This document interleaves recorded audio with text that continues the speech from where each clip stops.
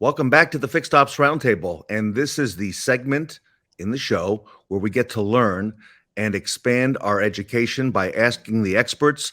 Randy and Kim Brenckman are here today from Randy Brenckman Solutions.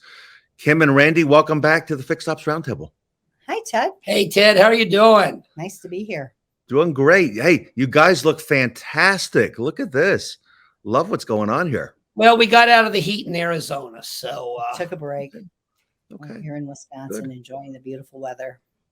Hey, Kim, a lot happening right now in our industry, right? A lot of movement, a lot of talk, a lot of new things. And like you and Randy and I were saying in the green room before we got started, what a great time to be in our industry, especially women in our industry right now. Yeah, this is a perfect time for women in this business, and especially if you've been in it for a while. There's going to be a lot of opportunity.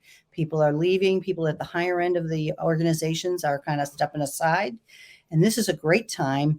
If you hustle while you wait to show what you can do. I just think that for women right now, it's never been better in our industry. absolutely. And you know, everybody on the show right now knows how hard it is to get people. And if you are willing to put in the extra effort and everything and shine and make your intentions known, look, I'd really like to grow within the organization. This is probably one of the best times I've ever seen to be able to take advantage of that and have movement within our company, within the company, and within the industry. Mm-hmm. And it's an exciting time in our industry right now, right? With a lot of change afoot and a lot of changes that are going to be happening. So, okay, we've got some questions that have come in from the audience, and I want to go ahead and pose those to both of you, get your take on it, and see if we can help answer some questions for the viewers today. First one here, Kim and Randy, is how can I increase my RO count? My RO count. All right. Wonder what the reason for this question. Are we concerned about our RO count because it's going down year over year, month to month? Well, if that's the case, better hang on, because that's going to probably continue. I mean, just the math itself, if your dealership was selling 200 cars a month more than what you're selling right now, or more or less, and 2 years in, you've got to realize that those non-sales are not going to be coming into your shop. So your RO count's probably going to go down. So is that a reason? Because somebody's just looking at that. Well, there's probably a mathematical reason for it. Are we looking to increase our RO count because we're looking to get more work? Well, what do you do if it works? If you bring a lot of people in? I guess the first thing I would look at, Kim, is I'd look at my percentage of single line repair orders. That's the first thing I look at. If you got a lot of single line repair orders, it's very damning to the technician. I mean, you're constantly in and out, in and out. And what are we doing with those? What are we doing with our multi-point inspections? Mm-hmm. You know? I mean, think about it. If you have a lot of single line repair orders, do you want to bring more people in to keep doing exactly what you're doing? I think you got to fix what you're doing right now. Kim's spot on with single line repair orders.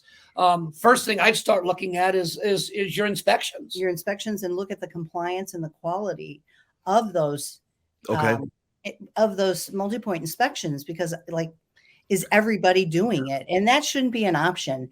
I know we fight with our technicians about completing a multi-point inspection, but it's a big legal issue for the dealership.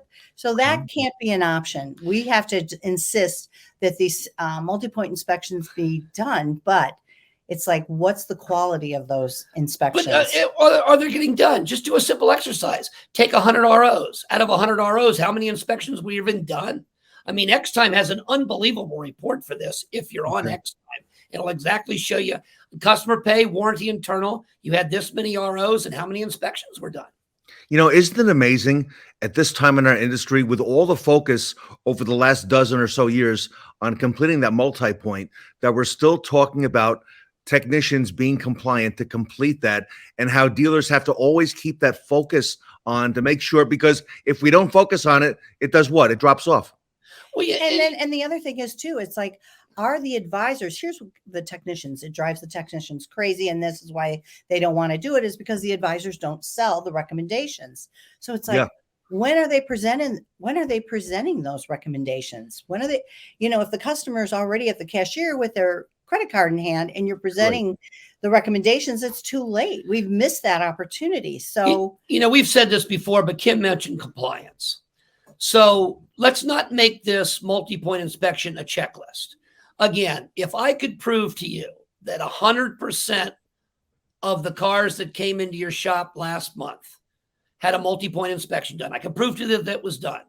And if I could prove to you that 100% of all of those were reviewed by the advisor with the guest, that would be a great checklist item. I'm 100% done, 100% presented, or whatever.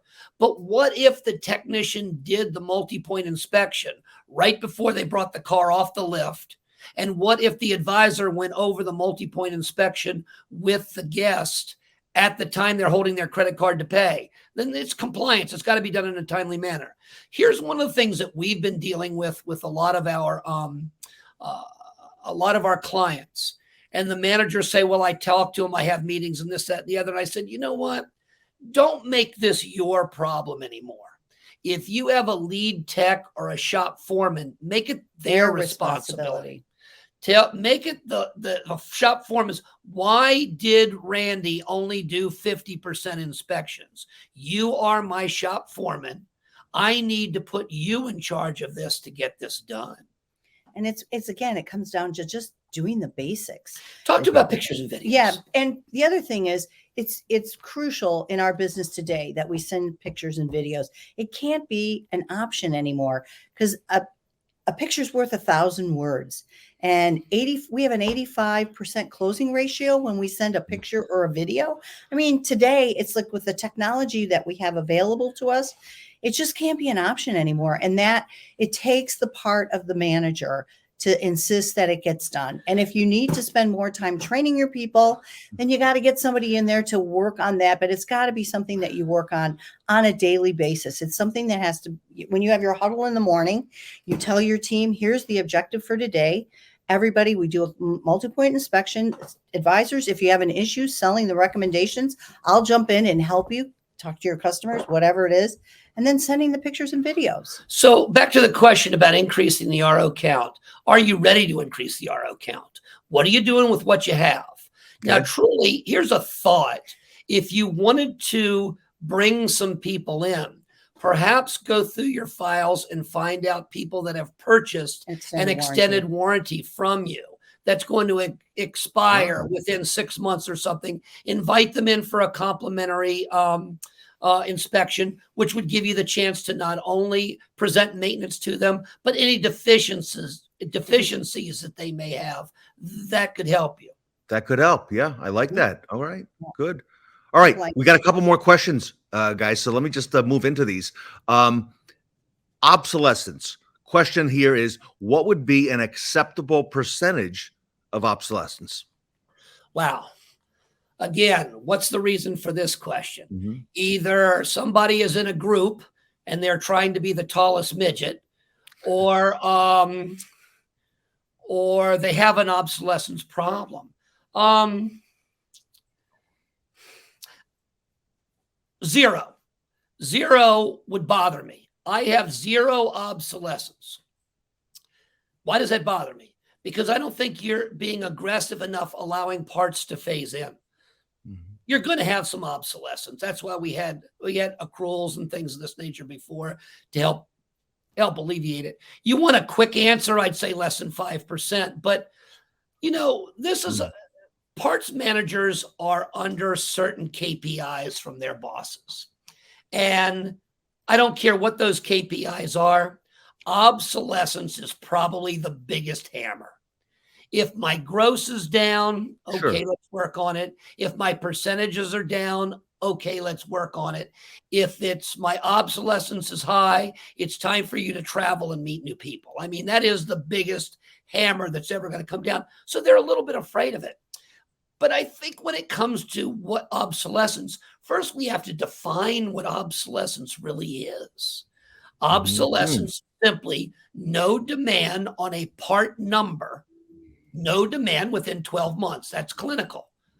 But quite frankly, there are two types of obsolescence. There's protected and unprotected obsolescence. Protected and non-protected. Protected obsolescence is Came in through stocking criteria, and Okay. unprotected was, wasn't on the stock order, and that Right. was ordered by people. so ordered it. so now I'm the parts manager and I'm being hit with the velvet hammer for obsolescence. And I'm going to use a ridiculous number here for a second. I have $100,000 worth of obsolescence. I mean, they're going to turn me from an employee into a customer here because this is a disaster. But if I was to show them that $99,000 of that 100,000 is protected, I ordered it through the stock order because I was told to order it, but the manufacturer then goes ahead and says, since you ordered it, it's protected. So just don't look at obs. I'm talking to general managers as well. Many right now. general managers don't understand that. They don't. So that's the part of the parts manager, is to make sure the powers that be understand Sure. the difference between the protected and unprotected parts that are in the inventory. And because many of the, every OEM has a different criteria for returning Correct. parts. Yeah. So with domestics, some of them, it's up to 18 months before you can return that part. But a lot of general managers don't understand you are going to have obsolescence. You're probably going to have a good amount of obsolescence in that, from 12 to 18 months, which you can return that if it's protected. Kim's exactly right. Different automatic replenishment systems give different qualifications for when you can send these parts back. So you've got to know what's protected and non-protected. And what Randy and I have been looking at over the past several years is, instead of really focusing on obsolescence. How about that, Ted? We don't look at obsolescence much anymore. We don't, because most our clients are within the range. But what we really focus on is our non-stock status parts, because that's your future obsolescence. Kim's right. There's two types of parts in a parts department. You have stock status and non-stock status. Kim, stock status. Stock status have been ordered by the computer through your stocking criteria. So therefore, a stock status part has earned the right to be in your inventory. According to your analytics and your phase in, you've had the demand, so it should be there. So that's a stock status. A non-stock status part have been ordered by people and has not earned the right And to so- be in your inventory. So that includes your special order parts, Never picked up. right? That we haven't called the customer to get it put on the car, wholesale returns, speculative purchases, which that happens a lot, or a misdiagnosis. Those are our non-stock status parts that we really got to take a look at, because those will be in our obsolescence. So obsolescence to me has always been, let's clean up the mess we have. Okay. For years, Kim and I have taken a proactive approach and say, let's start looking part in stock, no demand 7 months, and let's start getting ahead of the curve instead to see what's going on. And then we also recommend that they place those special order parts on a special shelf. So you're looking at it and you're aware of these parts are going to need to be returned. And we've got to get rid of these parts before they become obsolete. And let's take it a step further. Of course, everybody has a special order shelf. I'm talking about when you've finally given up and the customer's not going to come in. So they're not going to come in. You've got this part now that's aged. Can I return it now or whatever? Please do not commingle it with your normal inventory, because the next time you look at it will be no demand 12 months. Have a special shelf. We call it shelf 666. Make yourself a 666 shelf, and that's where you put these parts, so that when you do your returns and so forth, they are there for you to look at. Some of them you might be able to retail out of. Even if you get 50 cents on the dollar, you're better off right now on what you're trying to do, so that when a parts employee pulls up a part number, and if they see that the location is 666, we know, hey, wait a minute, this is a problem. Let me see what I can do to get this part sold and get sold. Sticks out. Yep. Absolutely. Get rid of it. So acceptable amount of obsolescence. If you want a quick answer, I'd say 5% or less. But more importantly, start looking at your non-stock status to get ahead of the game. Okay. We are talking today to our resident experts, Randy and Kim Brenckman, in Ask the Expert. I think our audience can see why they are the expert, because they have a wealth of knowledge on the retail side from Randy and Kim's various clients and experience in the retail industry.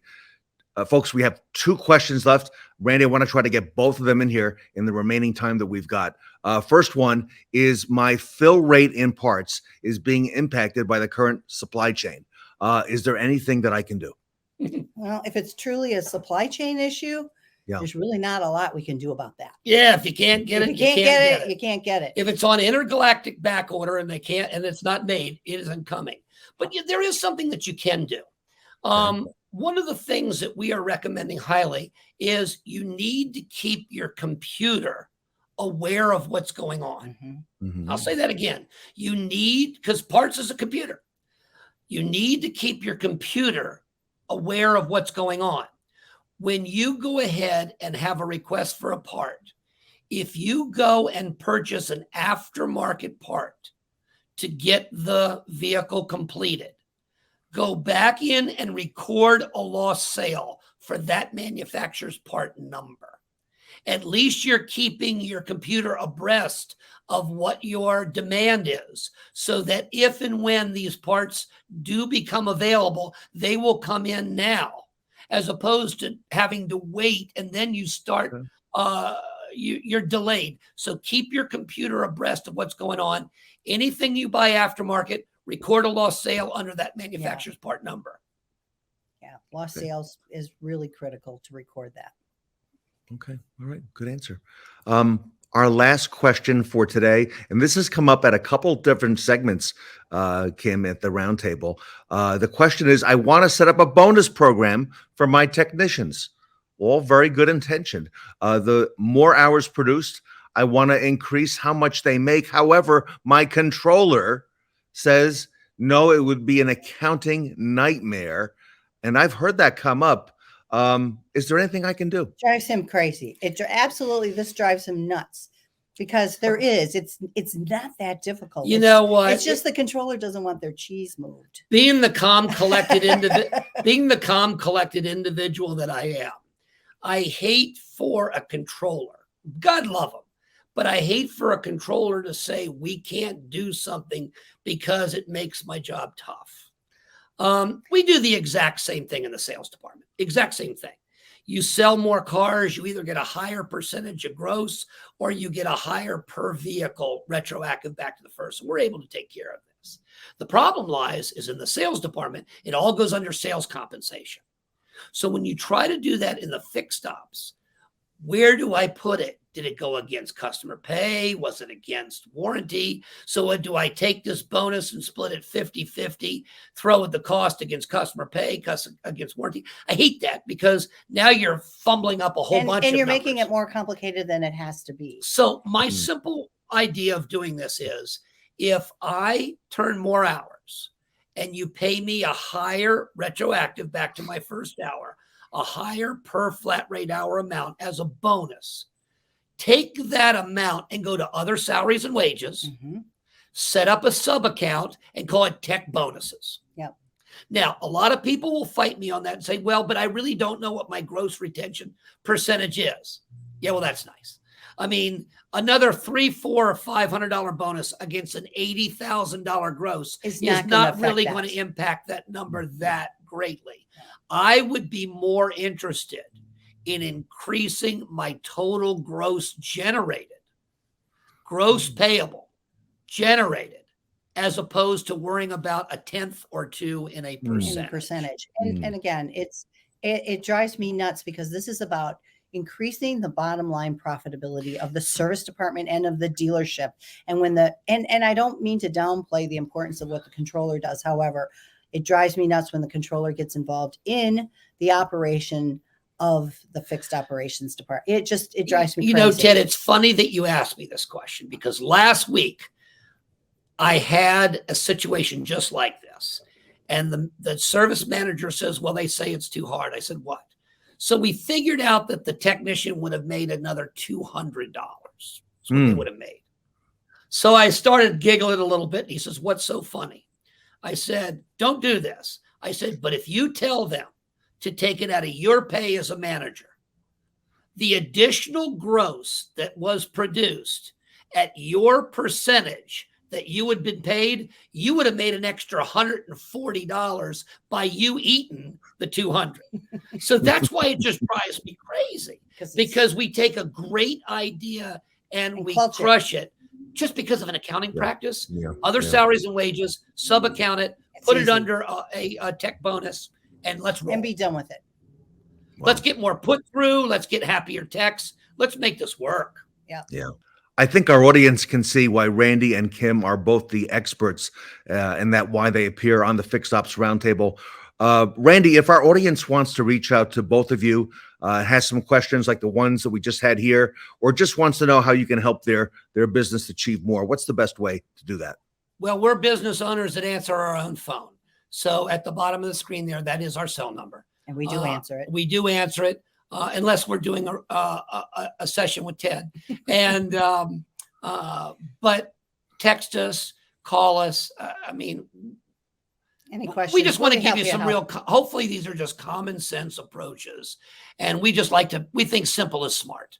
And as Kim always says, do the basics brilliantly. Yeah, that's what our business is about. Yeah, it's just such a neat business. We'd love to hear from anybody, please. Great. Thank you both on behalf of the Fixed Ops community. Randy and Kim Brenckman, the experts, with us today at the Roaring 20s event, here today on the Fixed Ops Roundtable. Thanks, Ted. See ya. Bye-bye. Bye. Thanks. And we're out. Great.